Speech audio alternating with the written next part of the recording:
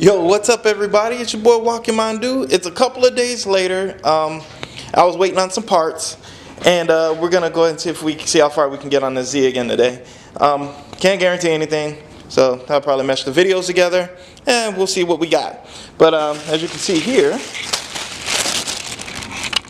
I had to get this wire here. It's actually like a harness, and it goes to the coolant head temperature sensor. And as you can see, I got 100% Nissan stuff, and if you need the part number, there's that one, and here is this as well. I ended up ordering one of them.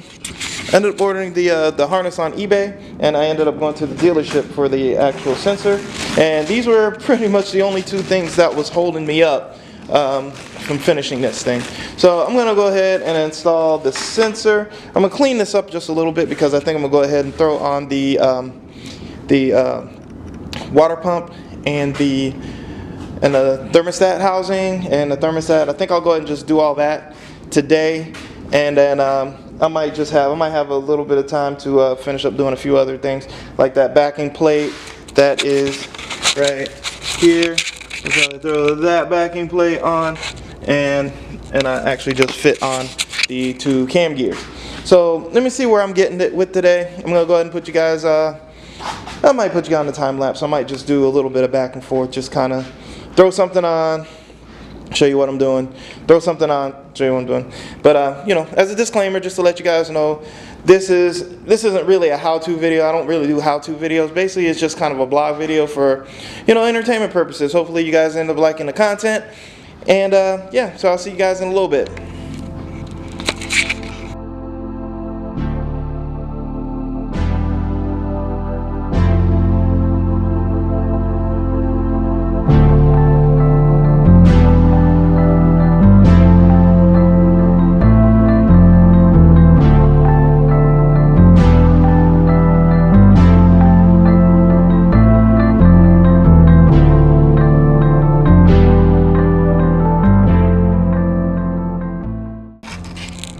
Alright guys, so you can see that I ended up putting on the new harness. I put in the new coolant sensor. Didn't take long at all. I did have to look for some tape because I did break one of the little tabs on the end of there, but it'll hold just fine. And as you can see, it's got like this little metal doohickey that holds it in place right there. And yeah, and then line goes all the way up, and then there is a little like a harness hookup right here. Right there, there's a little, you can see that little harness hookup right here, and I threw some tape on there just because the clip broke, and it's perfectly fine. So I'm gonna keep it moving. Just wanted to show you that real quick. I'll be back soon.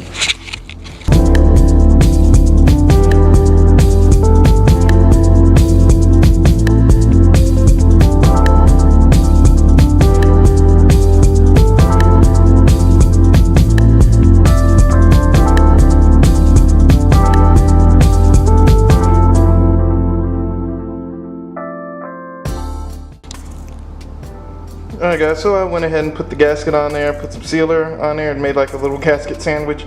Done this way before. Usually I like to just run a bead, but as you can see, my sealer is all busted.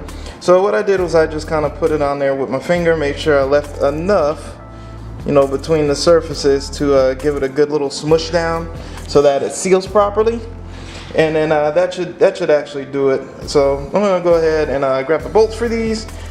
Grab the bolts for this. I'm not worried about it drying up anytime soon. It's still kind of cold out here, and it takes a little while to dry. So I'm gonna go grab the bolts, and then I'm gonna start fitting this thing on there.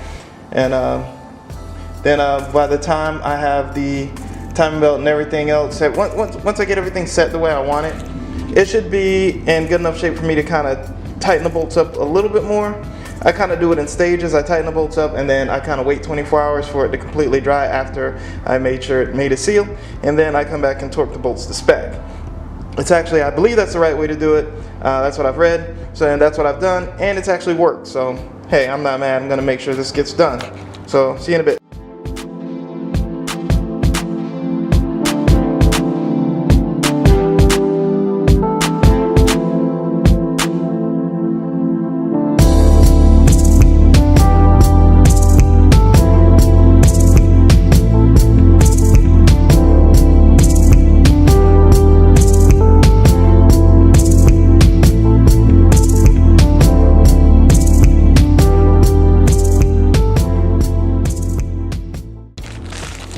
Alright guys, I had to make a quick trip to the store and grab a housing gasket. I can't believe I didn't have one. So I'm going to clean up this housing, I'm going to put the gasket on and then stick it on the vehicle. So that's the next thing. Alright guys, I just wanted to give you guys a quick little look on what's up. The thermostat is in. I put just a little bit of RTV on the other side just to hold it in place so I'm not fiddling with it too much. But just to show you that whenever you get a thermostat, you should have a good quality one that has like this little bleeder thing right here. And as you can see, it's kind of wibbly wobbly, and it's supposed to be that way. So once you put that on there, make sure that this thing is facing up, like in the 12 o'clock position. I just kind of lined it up with the bolt hole here, and then when I put everything on, it should be correct. So I just wanted to just throw that out there just to let you know that yes, it's going on correctly and that's how it's supposed to go on. So back to it.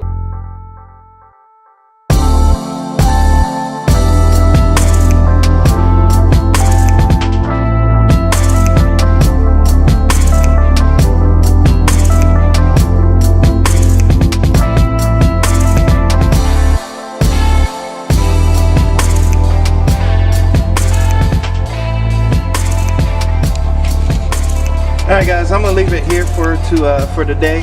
I'm gonna let this kind of set up overnight, and then I'm gonna come back and torque the bolts. What I did was what I use is RTV blue. It's supposed to be good for it's supposed to be okay with sensors and stuff. So I always use the RTV blue on anything that's like water pump related, water related, stuff like that. Things that require sensors and stuff like that, I'll use the blue. For general things, I will use the gray, and for things that are supposed to prevent oil leaks, I use the black. So that's just the way I do things. So what I'm gonna do is I'm gonna let this set overnight, and then I'm gonna come back and I'm gonna torque the bolts to spec, and then we'll go ahead and throw this timing belt on, man, and we should be about there. The last thing I'd want to do after that is that stinking power steering leak. And as a confession time, I think that that I cross-threaded something in there. So yeah, it might be some sealers and stuff involved with making sure that that doesn't leak anymore. So I'll probably just use a bunch of thread tape and throw it in there and make sure it doesn't leak anymore. So that'll be the case for that. But other than that, we're moving along pretty good. After this thing sets up by tomorrow, I'll be able to put all the new hoses on. I got some new hoses, and I don't know, some of them are a little, that one's okay, that one might need a little bit of cutting, this one's a little wonky, and then this side with the large part here, I'm going to go ahead and cut the fit here so that I have this and then everything else that I need, and it should work. If I gotta cut some stuff, then I'll just cut some stuff. It just nature of the beast. Nature of the beast at this point, so that's just what I'm gonna do. But okay guys, I'll see you guys tomorrow. This isn't a wrench out yet, but I'm gonna go ahead and proceed with this tomorrow, and you won't have to worry about me messing with this Z too much longer. We can get to the other fun stuff like that thing right there, that thing over there. Alright guys, what's happening? Back again. And as you can see, it is pretty darn, it's all dreary and wet and stuff out here.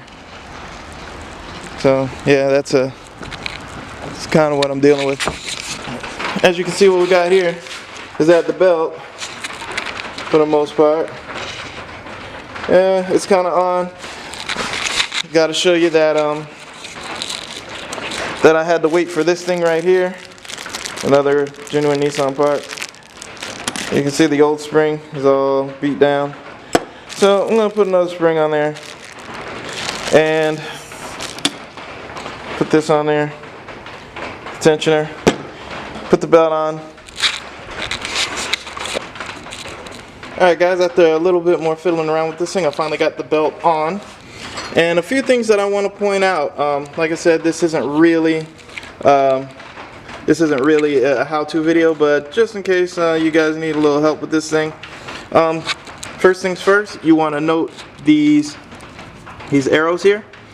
The arrows indicate the front of the belt right here, and you want that to be facing going forward with the motor. So these arrows should actually be facing you if you're at the front of the car.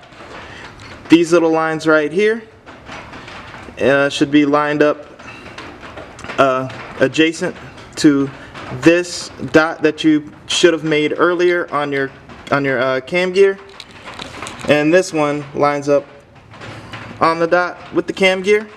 And in between these, in between this dot and this dot here, you should have exactly 40 teeth, which I counted and I do have. 9 times out of 10, all the literature should be legible facing toward you when putting this on. So I just wanted to put that out there. I haven't put these to torque these to spec yet, which they, in case you wanted to know, the camshaft pulley bolts should be at about 58 to 65 foot-pounds. The tensioner I have at about 40. Let's see, it should be 32 to 43. I believe I put it at right around 42. So that should be plenty for that there. And just to show you here on this, to show you with the old one. This is your tensioner. Alright? The hole from your tensioner, the tensioner is an eccentric tensioner. So from this hole to this edge right here is the shorter distance. From here to here is a much wider distance in order for you to be able to tension your belt. So when you first put it on, you want to put it on with the smaller smaller dimension toward the belt. So like if your belt is coming this way, this is where you want to start sliding on your tensioner. The back of the tensioner here is going to have this spring. This spring is either going to have tensioner is either going to have a notch in it, and this spring is going to have is going to protrude to fit right in that little hole right there, like that. All right. So you should have this little piece right here sticking up. So what you need to do is when you tension this, you have to tension this counterclockwise. You're going to have a little hexagon bolt there, so you're going to need to use a hex head, and you're going to need to turn this. You're going to need to turn this counterclockwise. Oops. You're going to need to turn it counterclockwise, like so, until the large end starts pressing against the belt and tensioning the belt. You don't want to put too much tension on there, but you do want it tight. And then you can go ahead, and while you're holding that, you need to tighten down this bolt to about 40, I'm going to say it's between 38 and 43 foot-pounds. So that's how you get the tension on the belt. And with this little piece here, there's going to be a little stud sticking out where this presses against that stud to keep tension on that spring and also keep your belt nice and tight. So that's what I have done here. And as you can see, my belt is pretty tight. It's not, I mean, it takes a good amount of force to get it to move. You don't want it super tight. You don't want it super tight, and you don't want it really, really loose. So you want just enough, you know? You want just enough. So also between this dot here and that dot down there on your crank pulley, you can barely see it, but it is a little white dot right there. That should be 43 teeth. It should be 43. It should be about 43 teeth between there and there. So that's what you got. That's where I'm at now. So I don't know, guess I'll keep going. Alright guys, so what I got set up here is I have what I'm going to use as a breaker bar. It's actually my old torque wrench. I turned the torque all the way up on it, so that way I can get the most resistance out of it while I crank the motor over. So I'm going to crank this over a bunch of times, and basically what you want to what you're feeling for is any resistance in the motor while you're turning. Of course, there's going to be some compression resistance, as I did not take out any of the spark plugs or anything to do this. I feel like I'm pretty strong and manly, so I can turn this over pretty good. Also, what you're also going to feel for is any sudden resistance. Something like the piston. You'll probably be, if you've done this a couple of times, then you'll know if the piston is buttoned up against one of the valves or something like that. And if you feel any of that, you stop immediately. You recheck everything and you make sure you're good. Another thing you're gonna have to remember is that right here, your belt is not gonna look like that ever again. It takes a couple of thousand. It takes like it takes a whole bunch of rotations before your belt actually looks the same again. So, and we're just not gonna be rotating it that much. So the idea is to just feel for anything out of the ordinary. Turn it over a couple of times. Rematch up all of your. Let me get you a light here. Rematch up all of your little dots, and go ahead and count your teeth again to make sure all the tooth count is right between the dots. When your car is at top dead center on the compression stroke. So, but I'm pretty confident about the whole thing. Let's go ahead and turn this over a couple of times. Let's see what happens.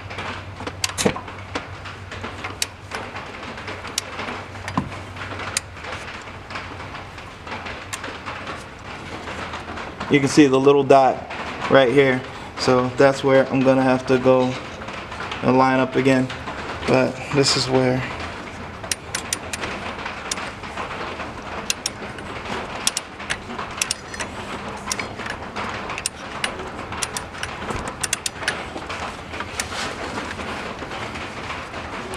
Normally I'd be doing this on the GoPro, but the battery died, so.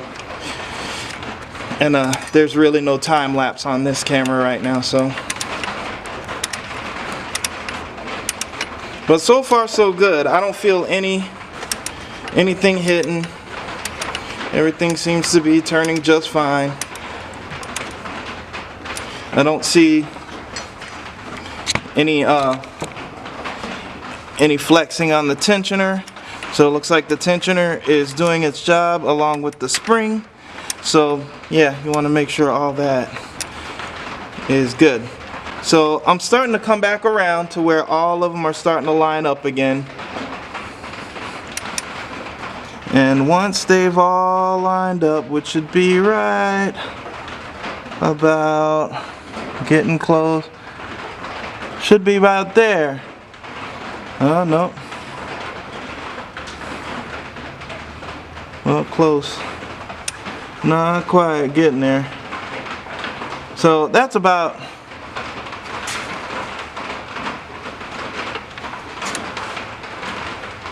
It's a little over, but it's about where it needs to be. That one down there is lined up. Alright, so these are close lined up. I believe I've gone one full rotation. I didn't feel anything bad. And I'm going to go ahead and count these just to make sure. 9 and 40. So we have 40 there. And I'm going to need 43 from down here. So we're going to have 40, 41, 42, and 43. So I have all 43 from here to here. I got 40 from here to here. I've turned it over. I didn't feel any resistance. Hey, it's a good day. So I'm going to go ahead and start piecing this thing back together. And cut some hoses. And hey, maybe we can have this thing started maybe tonight, maybe tomorrow. Hey, it's coming. So, see you in a bit.